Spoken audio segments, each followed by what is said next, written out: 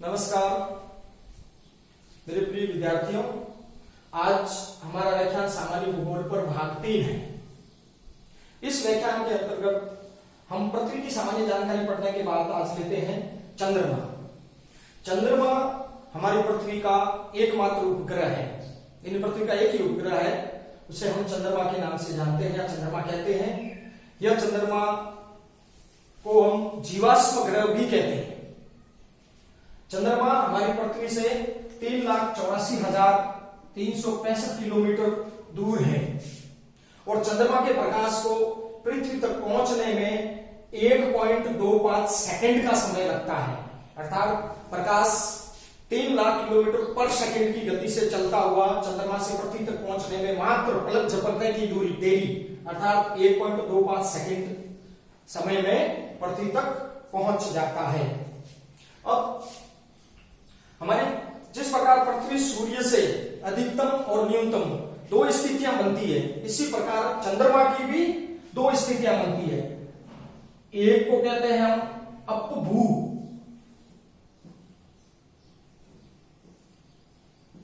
जब चंद्रमा पृथ्वी से अधिकतम दूरी पर होता है तो हम उसे अपभू कहते हैं, और दूसरा होता है उपभू, जब हमारा चंद्रमा पृथ्वी के निकटतम दूरी पर होता है तो हम इस स्थिति को उपभू कहते हैं।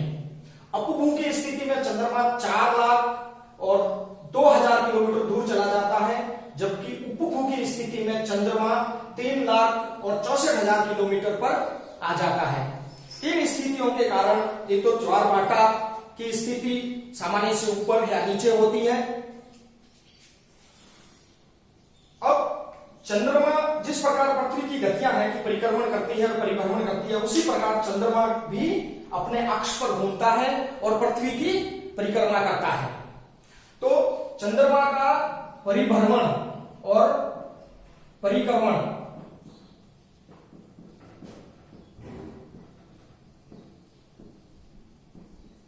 समय लगभग समान है, अर्थात 27.5 दिन में चंद्रमा अपने अक्ष पर घूम जाता है और 27.5 दिन में यह पृथ्वी की एक परिक्रमा पूरी कर लेता है। इस कारण हमें चंद्रमा का सदैव एक ही भाग दिखाई देता है, दूसरा भाग हमें कभी भी दिखाई नहीं देता। और यह जो दृश्य भाग है चंद्रमा का, यह 59% है। अर्थात पृथ्वी से हम चंद्रमा को देखते हैं तो सदैव 59% भाग ही दृश्य होता है, इसका 41% भाग हमेशा अदृश्य होता है। और ये स्थितियां क्यों बनती है? क्योंकि इसका परिक्रमण और परिभ्रमण पथ एक समान है, इसलिए हमें सिर्फ इसका 59% भाग ही दृश्य होता है। और जो अदृश्य भाग है, जहां हमेशा अंधेरा रहता है, इसको सी ऑफ ट्रैंक्विलिटी कहते हैं। सी ऑफ ट्रैंक्विलिटी 21 जुलाई 1969 को चंद्रमा पर सबसे पहले उतरने वाले व्यक्ति नील आर्मस्ट्रॉन्ग ने यही सी ऑफ ट्रैंक्विलिटी में प्रथम पांव रखा था। तो चंद्रमा पर सबसे पहले पहुंचने वाले व्यक्ति नील आर्मस्ट्रॉन्ग, और कहां उतरे? उस उतरे स्थान को क्या कहते हैं? सी ऑफ ट्रैंक्विलिटी। उसके बाद चंद्रमा से संबंधित एक और बहुत ही महत्वपूर्ण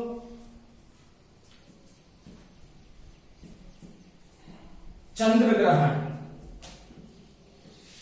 हम रोज सुनते हैं आज सूर्य ग्रहण हो रहा है, आज चंद्र ग्रहण हो रहा है, तो कब और क्यों होता है? चंद्र ग्रहण में जब चंद्रमा और सूर्य के बीच जब हमारी पृथ्वी आ जाती है तो पृथ्वी के बीच में आ जाने के कारण सूर्य का प्रकाश चंद्रमा तक नहीं पहुंच पाता, पृथ्वी की छाया चंद्रमा पर पड़ती है, इसी को चंद्र ग्रहण कहते हैं। और चंद्र ग्रहण हमेशा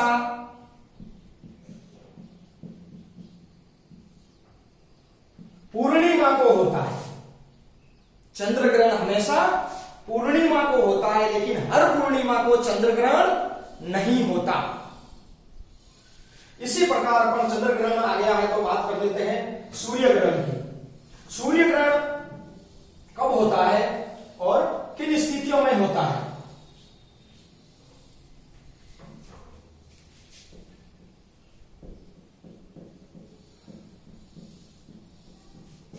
सूर्य ग्रहण जब हमारी पृथ्वी और सूर्य के बीच में चंद्रमा आ जाता है तो सूर्य का प्रकाश सीधा पृथ्वी पर नहीं पड़ता, चंद्रमा पर पड़ने के कारण चंद्रमा की छाया पृथ्वी पर बनती है।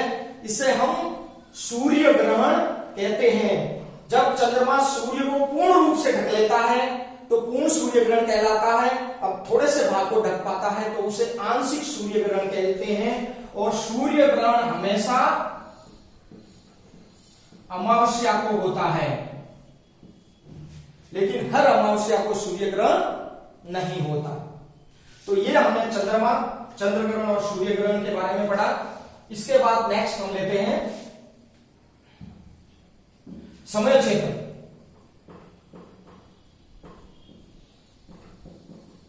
अर्थात टाइम जोन। हम जानते हैं कि हमने पृथ्वी को 360 देशांतरों में विभाजित किया है और सूर्य के सामने हमारी पृथ्वी 24 घंटे में एक चक्र पूरा लगाती है। अर्थात 24 घंटे में 360 डिग्री घूम जाती है।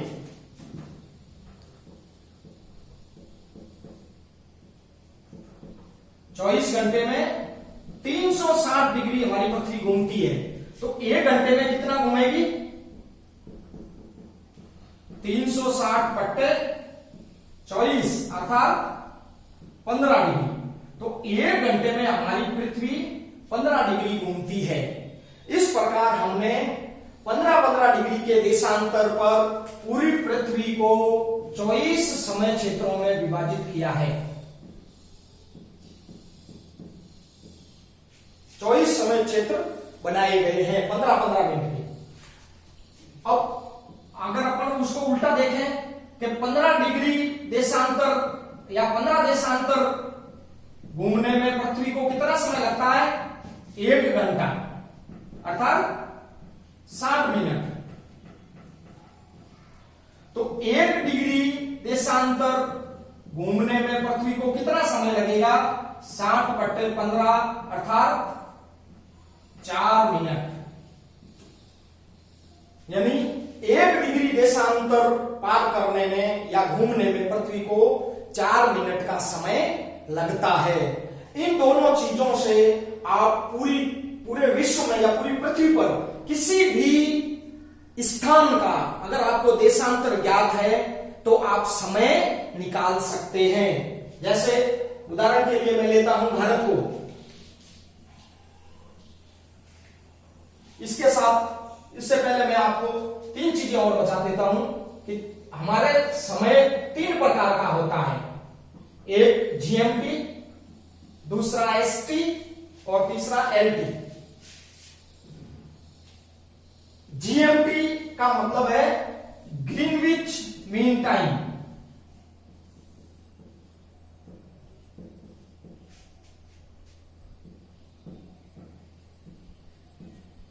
एसटी का मतलब होता है मानक समय, स्टैंडर्ड टाइम, मानक समय या प्रमाणित समय। और एनटी का मतलब होता है स्थानीय समय। सबसे पहले स्थानीय समय।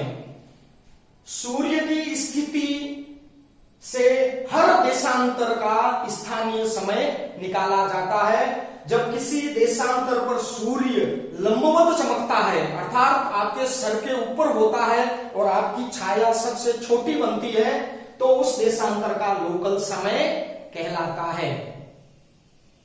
दूसरा है मानक समय, स्टैंडर्ड टाइम। स्टैंडर्ड टाइम किसी भी देश में, चूंकि देशों का देशांतरीय विस्तार अधिक होता है तो हर देशांतर का अपना लोकल समय होता है, इसलिए सभी देशों ने किसी एक देशांतर के समय को अपना मानक समय मान लिया है। अर्थात किसी देश द्वारा प्रमाणित देशांतर पर माना गया समय, अर्थात उस देशांतर पर दिन में 12 बजते हैं तो उस देश में, पूरे देश में 12 बजते हैं, ये कहलाता है किसी भी देश का स्टैंडर्ड टाइम। और तीसरा है ग्रीनविच मीन टाइम। ग्रीनविच रेखा मैंने आपको बताया था, लंदन की ग्रीनविच वेधशाला से होते हुए 0 डिग्री यानी उत्तर को निकाला गया है। तो इस ग्रीनविच रेखा पर जब सूर्य सर के ऊपर होता है या आपकी छाया सबसे छोटी बनती है तो उसको ग्रीनविच मीन टाइम यानी वहां का लोकल समय है और इसे ग्रीनविच मीन टाइम कहा गया है। उस समय पूरी दुनिया में 12 बजते हैं। अब इन पर स्टैंडर्ड टाइम पर थोड़ा सा अपने आगे चले। ये टाइम कैसे निकाला जाता है, क्या होता है? अगर भारतीय स्टैंडर्ड टाइम के बारे में बात करेंगे तो भारतीय स्टैंडर्ड टाइम को हम कहते हैं इंडियन स्टैंडर्ड टाइम, भारतीय मानक समय।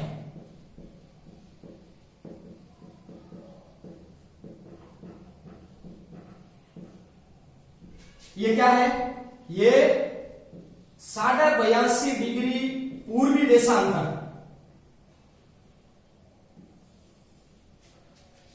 82.5 डिग्री पूर्वी देशांतर को हमने हमारा स्थानीय समय माना है। अगर लोकल समय की बात करेंगे तो भारत में ईस्ट से वेस्ट तक 2 घंटे का अंतर रहता है।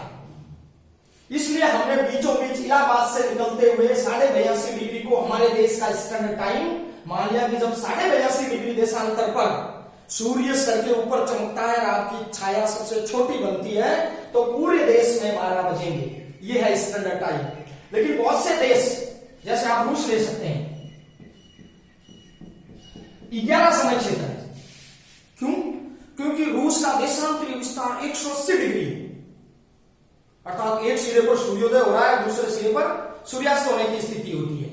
12 घंटे का अंतर है। इसलिए रूस ने अपने समय क्षेत्रों को 11 भागों में बांटा है। इसी प्रकार बहुत से चाइना है, अमेरिका है, जिनका देशांतरीय विस्तार अधिक है, उन्होंने एक से अधिक टाइम जोन बनाए हैं। अब एक चीज आती है जीएमटी और स्टैंडर्ड टाइम में क्या समझ या कैसे निकाला जाता है स्टैंडर्ड टाइम? 82.5 डिग्री का जीएमटी से साथ क्या संबंध है? तो हमारा जो भारतीय मानक समय है यह जीएमटी से 5 घंटे और 30 मिनट आगे है। ये आगे कैसे है? मैं आपको एक छोटा सा डायग्राम बनाकर इसको समझाने का प्रयास करता हूं। यह है हमारी 0 डिग्री देशांतर, अर्थात ग्रीनविच रेखा। इस पर दिन के जब 12 बजते हैं तो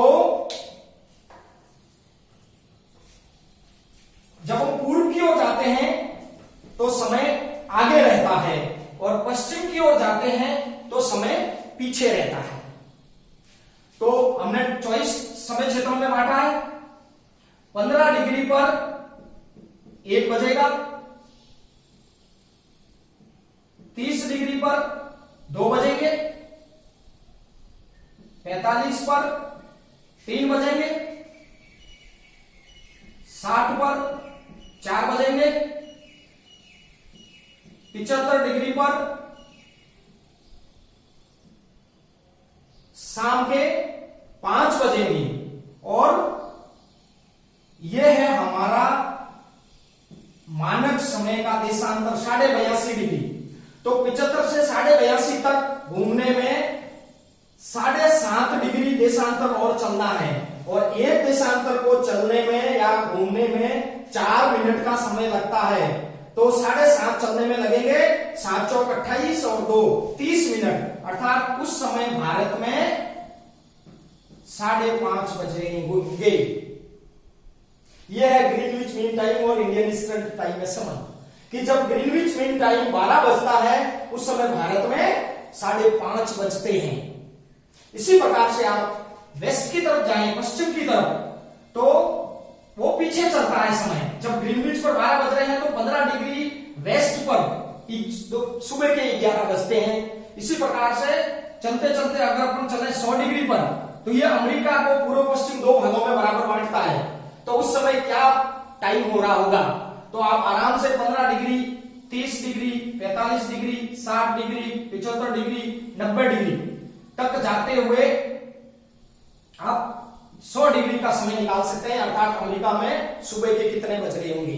तो इस प्रकार अगर आपको किसी भी स्थान का समय निकालना है ग्रीनविच के साथ कि आगे है या पीछे है और कितना बज रहा है, जब ग्रीनविच पर इतना बज रहा हो तो आप इस सहायता से आराम से निकाल सकते हैं कि 15 डिग्री घूमने में 1 घंटा लगता है और 1 डिग्री देशांतर चलने में 4 मिनट का समय लगता है।